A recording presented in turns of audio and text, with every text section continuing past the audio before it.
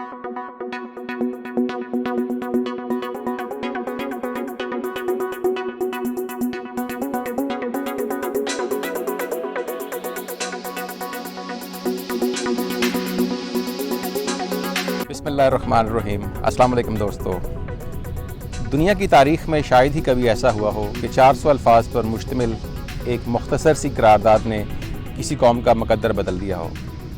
आज से 81 बरस कबल इसी मैदान में जनूबी एशिया के मुसलमान इकट्ठे हुए और उन्होंने अपने मुकद्दर का फ़ैसला किया और कहा कि हम अब एक आज़ाद ख़ुद मुख्तार रियासत का मुतालबा करते हैं। इसी मैदान में मुस्लिम लीग के 27वें सालाना इजलास में जनूबी एशिया के मुसलमानों ने मुस्लिम लीग के प्लेटफॉर्म से बाज़ाब्ता तौर पर, बाकायदा तौर पर अपने अलग वतन के क़याम का मुतालबा कर दिया। यूँ तो ये करारदाद 1940 में पेश की गई, लेकिन एक अलग रियासत के क़याम की तजवीज़ इससे बहुत अरसा पहले कई लोगों ने दी, उस पर भी हम बात करेंगे। लेकिन आज मैं जहाँ पर मौजूद हूँ, इस जगह के बिल्कुल सामने बादशाही मस्जिद के मीनार हैं और उन मीनारों का और इस मीनार का फ़ासला चंद सौ गज़ का है। लेकिन जैसे कि मुख्तार मसूद ने कहा था कि इन मीनारों के दरमियान जो फ़ासला है ये 3 सदियों पर फैला हुआ है। औरंगज़ेब आलमगीर ने वो मस्जिद तामीर की और औरंगज़ेब आलमगीर का दौर जनूबी एशिया में मुसलमानों के ज़वाल का नुक्ता आगाज़ समझा जाता है। और उसके बाद यहाँ पर मुग़ल रुबा ज़वाल हुए, कॉलोनियन दौर शुरू हुआ और फिर मुसलमानों ने एक नए अज़म से अपनी आज़ादी की जद्दोजहद शुरू की। ये मीनार हमें आज़ादी की जद्दोजहद की याद दिलाता है। इस जगह पर 22 मार्च 1940 को मुस्लिम लीग का 27वां सालाना इजलास शुरू हुआ। पहले रोज़ 3 बजे सेशन का आगाज़ हुआ और खुतबा इस्तकबालिया पेश किया नवाब ममदोट ने और उसके बाद कायद आज़म मोहम्मद अली जिन्ना ने अपनी तफसीली तकरीर की। फिर इजलास ख़त्म कर दिया गया। अगले रोज़ 23 मार्च को बंगाल से ताल्लुक़ रखने वाले A.K. फ़ज़ल हक, अबुल कासिम फ़ज़ल हक ने वो शोहरा फाक करारदाद पेश की जिसे आज हम करारदाद लाहौर या करारदाद पाकिस्तान कहते हैं। और फिर उसके जवाब में पूरे जनूबी एशिया से आए हुए मुख्तलिफ़ मुस्लिम अकाबरीन ने तायद की, उसको सपोर्ट किया, उसको सेकंड किया। और पहले दिन सरदार अब्दुल्ला हारून, सरदार औरंगज़ेब, मौलाना ज़फ़र अली ख़ान, चौधरी खलीक़ुज़्ज़मान ने इसकी तायद की और ये इजलास ख़त्म कर दिया गया। 24 तारीख़ को इस सेशन का तीसरा रोज़ था और तीसरे रोज़ बलोचिस्तान से काजी मोहम्मद ईसा और ख़वातीन की नुमाइंदगी करते हुए अमजदी बेगम मोहम्मद अली जौहर ने इसकी तायद की और फिर इस करारदाद को मुतफ़िक़ा तौर पर मंजूर कर लिया गया और आखिर में कायद आज़म ने मुख्तसर तकरीर की और ये इजलास ख़त्म हो गया। मुसलमानों ने जो अपने अलग वतन के क़याम का मुतालबा किया, अगरचे ये मुस्लिम लीग के प्लेटफॉर्म से ऑफिशियली 1940 में किया गया, लेकिन एक अलग रियासत के क़याम की डिमांड और तजावीज़ और मुतालबे एक अरसा दराज से चलते आ रहे थे। और मेरे पास ये किताब है के अज़ीज़ की history of the idea of Pakistan. इस किताब के 918 सफ़ात हैं और 16 अबवाब हैं। ये 1987 में ये किताब शाया हुई और इस किताब में 1858 से लेकर, यानी कि जंग आज़ादी की नाकामी से लेकर 1940 तक की एक हिस्ट्री दी गई है कि एक अलग वतन के क़याम के लिए या पाकिस्तान का जो आइडिया था, एक अलग रियासत का जो आइडिया था, उस पर किन किन लोगों ने तजावीज़ दी। तो इस किताब में मुख्तलिफ़ तजावीज़ का ज़िक्र किया गया है जिनकी तादाद तकरीबन 170 से ज़ायद है। और बताया गया है कि ये तजावीज़ सिर्फ़ मुसलमानों की तरफ से नहीं थी, बल्कि नॉन मुस्लिम्स की तरफ से, अंग्रेज़ों की तरफ से और कुछ फॉरेनर्स की तरफ से भी तजावीज़ थी। मिसाल के तौर पर वो बताते हैं कि हिंदुस्तान के 70 मुसलमानों ने मुख्तलिफ़ औक़ात में ये तजावीज़ दी। इसी तरह 33 अंग्रेज़ों ने ये तजावीज़ दी, 10 गैर मुस्लिम हिंदुस्तानियों ने तजावीज़ दी और 4 फ़ॉरेन मुस्लिम्स ने दी और इसी तरह 2 गैर मुल्की जो कि अदर दैन ब्रिटिशर्स थे, उन्होंने एक अलग रियासत के क़याम का आइडिया मुख्तलिफ़ औक़ात में पेश किया। अगर हम कुछ नुमायाँ लोगों की बात करें तो उनमें अब्दुल हलीम शरर ने 1890 में इसी तरह का एक आइडिया फ्लोट किया। ولایت علی ایک صحافی تھے، وہ گپ شپ کے نام سے کالم لکھا کرتے تھے، 1913 میں انہوں نے آئیڈیا دیا۔ اسی طرح چودھری رحمت علی نے بزب شبلی کے پلیٹ فارم سے 1915 میں یہ آئیڈیا فلوٹ کیا۔ اسی طرح جو خیری برادران تھے، عبدالستار خیری اور عبدالجبار خیری، انہوں نے اسٹاک ہوم کانفرنس میں اسی طرح کا ایک آئیڈیا دیا جو کہ 1917 میں ہوئی۔ اور پھر آغا خان نے ایک آرٹیکل لکھا 1918 میں، اس میں بھی ایک الگ ریاست کے قیام کا مطالبہ کیا گیا تھا۔ اسی طرح قاضی عزیز الدین بلگرامی نے گاندھی کے نام ایک کھلا خط لکھا جو کہ اخبار ذوالقرنین میں شائع ہوا 1920 میں، اس میں بھی یہ آئیڈیا فلوٹ کیا گیا تھا۔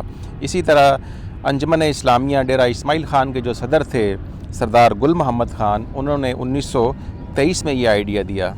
مولانا حسرت موہانی نے 1924 میں، اسی طرح فرسٹ علی گڑھ اسکیم کے نام سے 1925 میں، مرتضیٰ مکیش ایک صحافی تھا، انہوں نے روزنامہ انقلاب میں 1928 میں، فضل کریم خان نے اپنی کتاب اسلام کا ہندوستان میں مستقبل میں 1929 میں، اسی طرح علامہ اقبال نے خطبہ الہ آباد میں 1930 میں، چودھری رحمت علی نے ناؤ اور نیور پمفلٹ میں 1933 میں، سردار عبداللطیف نے 1936 میں، اور پھر سندھ مسلم لیگ نے 1938 میں اسی طرح کا مطالبہ کیا۔ لیکن مسلم لیگ نے باضابطہ طور پر اور باقاعدہ طور پر 23 اور 24 مارچ کو اسی میدان میں آفیشیلی ایک الگ ریاست کے قیام کا مطالبہ کیا۔ اب ہم آتے ہیں اس قرارداد کے اندر ایسی کیا خاص بات ہے۔ پہلے تو ہمیں قرارداد کا متن دیکھنا ہوگا کہ 400 الفاظ پر مشتمل، 4 پیراگراف پر مشتمل یہ قرارداد کہتی کیا ہے۔ اس قرارداد کا متن اس مینار کی بلڈنگ پر بھی کندہ ہے، اور اس میں یہ کہا گیا ہے کہ آل انڈیا مسلم لیگ کے اس اجلاس کی مسلمہ رائے ہے کہ کوئی بھی آئینی منصوبہ اس وقت تک قابل عمل اور مسلمانوں کے لیے قابل قبول نہیں ہوگا جب تک کہ اس کو درج ذیل بنیادی اصولوں کے تحت مرتب نہ کیا جائے، یعنی جغرافیائی لحاظ سے متصل علاقوں کی حد بندی ایسے خطوں میں کی جائے جن علاقوں میں مسلمانوں کی اکثریت ہے، مثلا ہندوستان کے لیے شمال مغربی اور مشرقی حصے ان کی تشکیل آزاد ریاستوں کی صورت میں کی جائے۔ نیز ان خطوں میں اقلیتوں کے لیے مذہبی، ثقافتی، معاشی، سیاسی، انتظامی اور دیگر حقوق و مفادات کا مؤثر تحفظ ان کے مشورے سے آئین میں صراحت کے ساتھ پیش کیا جائے۔ جب جنوبی ایشیا کے مسلمانوں نے یہ قرارداد متفقہ طور پر منظور کر لی تو اس پر پھر ایک رد عمل بھی دیکھنے کو ملا۔ یہ رد عمل ہندوؤں کی طرف سے بھی تھا، انگریزوں کی طرف سے بھی تھا، اور جو پھر اس وقت کا میڈیا تھا اس کی طرف سے بھی تھا۔ مثال کے طور پر موہن داس کرم چند گاندھی نے یہ کہا کہ میرے خیال میں مسلمان تقسیم کی اس تجویز کو کبھی قبول نہیں کریں گے، ان کا مذہب اس بات کی اجازت نہیں دیتا کہ خودکشی کی جائے۔ راج گوپال اچاریہ نے کہا کہ قائد اعظم کی تقسیم ہندوستان کا مطالبہ ایسے ہی ہے جیسے گائے کی تقسیم پر 2 بھائیوں میں جھگڑا ہو اور پھر گائے کو درمیان سے کاٹ کر دونوں میں تقسیم کر دیا جائے۔ ان کے لیے یہ بڑا ایک عجیب سی بات تھی۔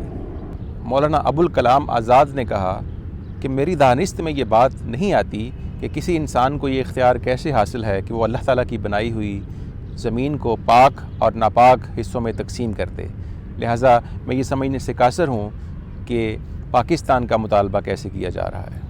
اسی طرح اگر ہم میڈیا کے رد عمل کی بات کریں تو اس وقت کے جو نمایاں اخبارات تھے ان میں پرتاپ، بندے ماترم، ملاپ، ٹربیون، ہندوستان ٹائمز، امرت بازار پتریکا اور ماڈرن ریویو کلکتہ شامل تھے۔ انہوں نے اپنے اپنے اداریوں میں اس پر رد عمل کا اظہار کرتے ہوئے کہا، مثال کے طور پر ماڈرن ریویو کلکتہ نے اپنی اشاعت میں لکھا کہ جناح اور اس کے مسلم لیگی حواریوں کے علاوہ باقی تمام اس بات پر پختہ یقین رکھتے ہیں کہ پاکستان کی اسکیم نہ صرف ہندوستانی قوم کے لیے بلکہ خود مسلمانوں کے لیے نقصان دہ ہے۔ ہندوستان ٹائمز نے اپنے اداریے میں لکھا، تاریخ نے ہندو اور مسلمانوں کو ایک قوم بنایا تھا، اب کسی بھی قوم کو مطمئن کرنے کی خاطر اس کی وحدت کو توڑنا یہاں کے لوگوں کا امن و سکون برباد کرنے کے مترادف ہوگا۔ امرت بازار پتریکا نے اسے مضحکہ خیز قرار دیتے ہوئے لکھا کہ اگر مسلمان ایک آل انڈیا گورنمنٹ کے تحت بحیثیت اقلیتی قوم کے نہیں رہ سکتے تو وہ یہ توقع کس طرح کرتے ہیں کہ ہندو اکثریت مسلمانوں کے تحت رہیں گے۔ اسی طرح ہندو لیڈروں نے بھی دل کھول کر اپنی بھڑاس نکالی اور یہ تجویز مجذوب کی بڑھ سے زیادہ قرار نہیں دی، بلکہ یہ بھی کہا گیا کہ قائد اعظم قیام پاکستان کی تجویز کو بارگیننگ چپ کے طور پر استعمال کر رہے ہیں۔ جبکہ دوسری جانب برطانوی پریس نے اس قرارداد کو کوئی خاص اہمیت نہ دی۔ ٹائمز، مانچسٹر گارڈین اور ہیرلڈ نے قرارداد سے متعلق بہت مختصر خبریں شائع کیں، جبکہ ڈیلی ٹیلی گراف نے اس کو بالکل نظر انداز کر دیا۔ ان اخبارات کے خیال میں یہ قرارداد منظور کروا کر مسلم لیگ نے ہندوستانی سیاست میں زبردست انتشار پیدا کر دیا تھا۔ اخبار نے اس قرارداد کو ہندوستانی نیشنلزم پر کاری ضرب قرار دیا۔ اب اگر ہم دیکھیں کہ اس قرارداد کی اہمیت کیا ہے، تو قرارداد لاہور کو ہندوستان کی سیاسی تاریخ میں ایک سنگ میل کی حیثیت حاصل ہے۔ اس قرارداد نے ہندوستانی مسلمانوں کو ایک واضح نصب العین کے حصول کے لیے متحد کر دیا۔ اس قرارداد نے ہندوستانی سیاست کا رخ تبدیل کر کے رکھ دیا، وطنی قومیت کے بت کو پاش پاش کر دیا، اور مسلمان ایک قوم اور ایک سیسا پلائی ہوئی دیوار کے طور پر ابھر کر سامنے آئے، جس نے انگریز اور کانگریس کی کسی سازش کو کامیاب نہ ہونے دیا اور الگ وطن حاصل کر لیا۔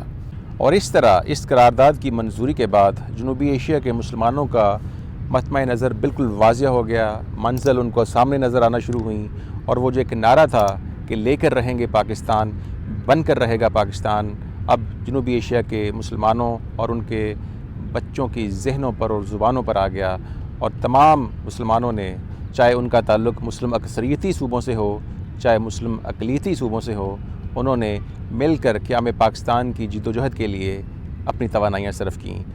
اگر قرارداد لاہور کے حوالے سے آپ تفصیلی اسٹڈی کرنا چاہتے ہیں تو اس کے لیے بے شمار کتابیں اویلیبل ہیں، لیکن ان میں سے چند ایک کتابیں یہ ہیں۔